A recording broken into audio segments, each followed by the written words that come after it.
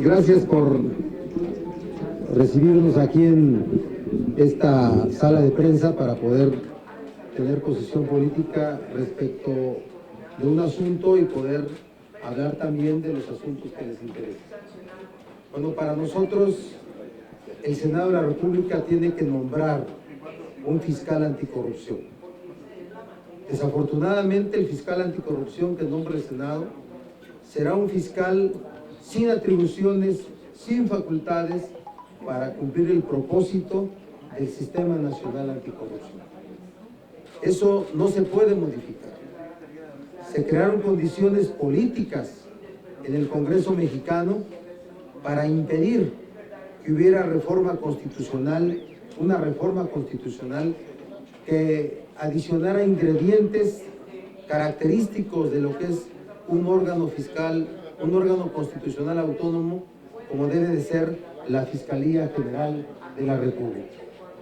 No se hizo, se postergó deliberadamente, porque en la reforma política del 2013, en la reforma política no se caracterizó a la figura de la Fiscalía General con la autonomía, la independencia y todas las razones para ser considerado un órgano constitucional autónomo. En esa reforma política se estableció que el Senado de la República debería de nombrar un fiscal anticorrupción. Ese fiscal anticorrupción, por cierto, debió de ser nombrado inmediatamente después de que se puso en vigor esa reforma política. ¿Cuándo? En febrero del 2014. Ahora el Senado tiene que cumplir con su obligación de nombrar un fiscal anticorrupción, pero hagámoslo adecuadamente. Ese llamado del senador Héctor Yunes, y yo lo destaco porque es el presidente de la Comisión Anticorrupción, no puede decir que lo hace a título personal, no. En el PRI no hay ese tipo de canonjías ni libertades. Seguramente el senador Yunes lo hizo, ¿sí? Pidiendo la opinión del senador Emilio Gamboa. Eso yo no puedo asumirlo, le tengo mucho respeto y mucho aprecio al senador Yunes, pero no se mueven así los priistas. ¿Y qué quieren? Quieren crear condiciones para que haya el nombramiento del fiscal anticorrupción en esta semana, en estas últimas sesiones que pueden llevarse a cabo del periodo ordinario. El planteamiento y la posición que tenemos es que mayo y junio deben ser 2 meses donde debe haber periodos extraordinarios para hacer reforma constitucional y para poder hacer una discusión y aprobación de una nueva propuesta de la Ley Orgánica de la Fiscalía General de la República. Y que en julio, en un periodo extraordinario, el Senado de la República se reúna para poder nombrar el fiscal anticorrupción.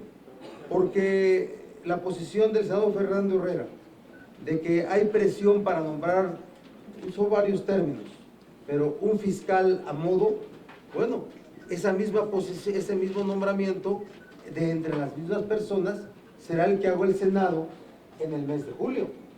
Va a ser lo mismo, o esta semana o en el siguiente, o en un periodo extraordinario en el mes de julio.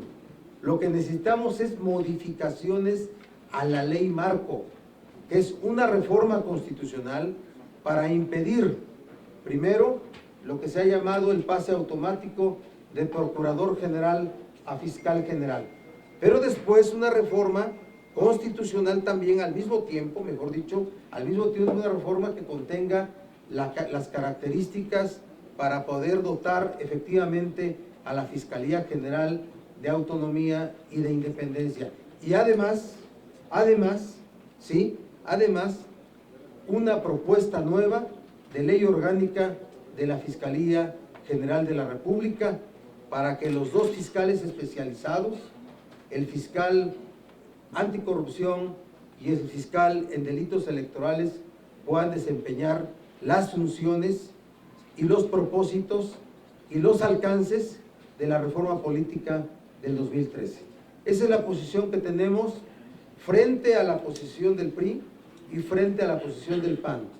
El PRI quiere crear condiciones para que haya fiscal esta semana. El PAN quiere crearlas para que haya hasta julio. No, esta semana o en julio sería lo mismo si no hay reforma constitucional y si no hay una nueva ley orgánica de la Fiscalía General de la República. Aquí quienes han estado manejando el tema es el senador Luis Humberto Fernández y el senador Zoe Robledo, por eso me acompañan para que tengan una posición al respecto. Si quieres, Luis Humberto.